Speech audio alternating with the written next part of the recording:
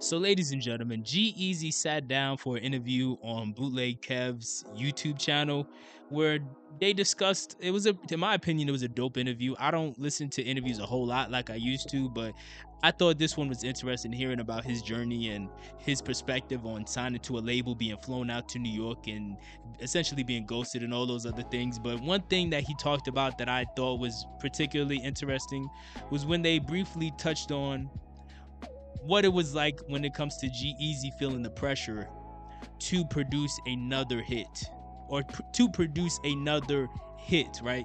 Really the pressure he was feeling from the record label he was signed to, as well as some of the pressure you can kind of feel from fans in general. But before I keep going, make sure you guys smash that like button. My name is Mfasis. I'm an artist and a content creator, and I do podcasts like the one you're watching now.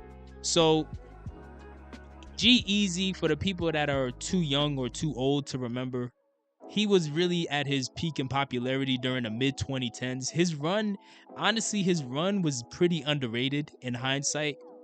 To this day, a lot of people, like, even when you look at the comment section of this G-Eazy interview, you see a lot of people trying to disrespect him and say that people in the Bay don't rock with him and all this other stuff. And uh, low-key disrespecting him. His run was underrated in my opinion. Songs like I Mean It, Far Away, also underrated songs like Tumblr Girls, obviously the No Limit song, which I think No Limit might be his biggest single of all. But he put out a nice amount of hits, like a nice amount of songs that became major hit songs, smash songs. And so often fans will look at that and just assume that these artists have it going on. They assume that these artists are just on top of the world, and technically they are, but there's also a certain amount of pressure that I think a lot of music fans don't account for, because now when he's having to deal with his record label, instead of them just letting him do him and figure things out on his own, which is how he got to where he got to in the first place, they instead want to start putting their paws, putting their fingerprints on the art that he's trying to create. And he talked about sort of the frustrating feeling that he's feeling when it comes to trying to make music, but they're telling him that he needs to make another No Limit or another this or another that.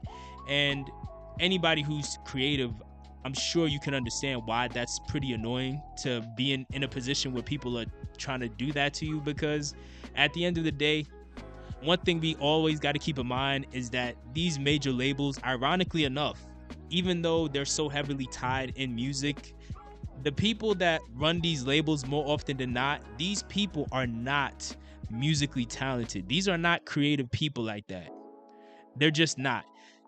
But on the flip side, they're signing all of these creatives to their label, and they're not understanding how these creatives go about their creative process. Most artists, once they create one thing, typically they want to transition into doing something else, try something else, push themselves and see where else they could take themselves creatively or what they can build on. Even if they stick to their specific lane, they may want to try to tweak it in any way that they possibly can to see where they can go creatively.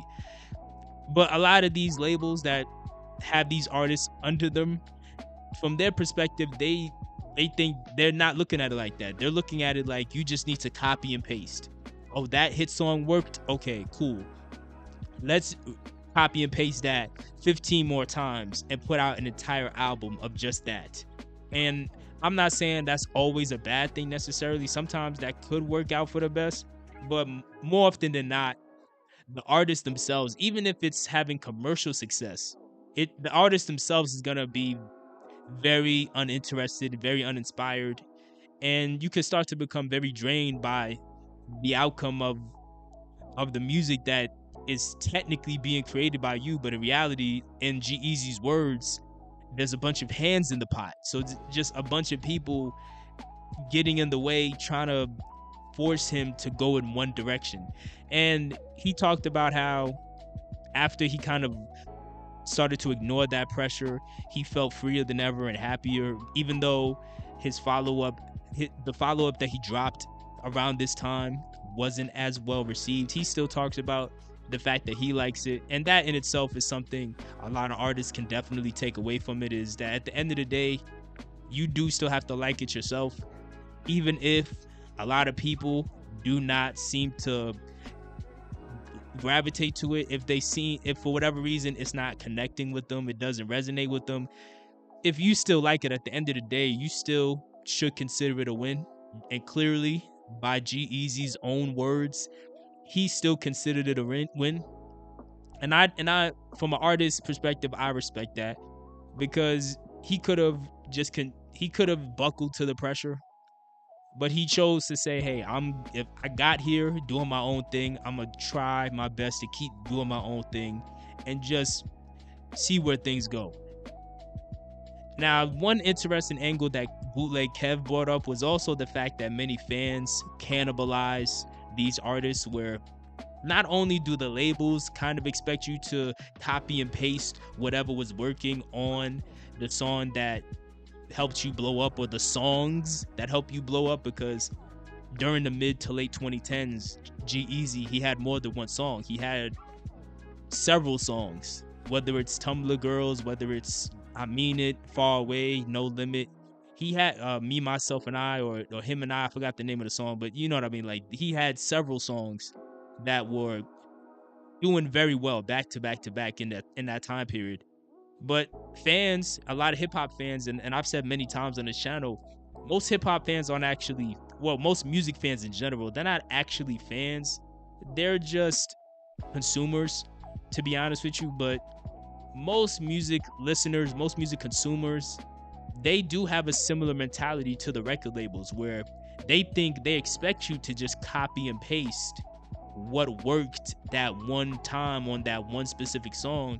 And if you try to do anything else, if you try to stray away from that, and on top of that, if you stray away from that and it's not doing the same commercials, it's not doing the same numbers, it's not having the same commercial success, many fans will be very quick to just dismiss you and say, oh, he fell off, without even really giving the project, without really giving any of the material the artist releasing a legitimate chance. Many fans will do that.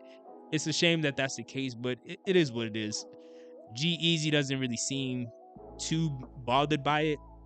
He seems, for the most part, like he's kind of at peace with how things have played out for him, and he should be, to be honest with you, because regardless of what people want to say, regardless if people want to disrespect him and say that people in the Bay don't rock with him or whatever they want to say, he still has had a pretty solid career, in my opinion. Like, even though I don't know how much money he's made or not made, I don't know his contract situation, obviously, but at the end of the day, he had a good run on a mainstream level for a couple years.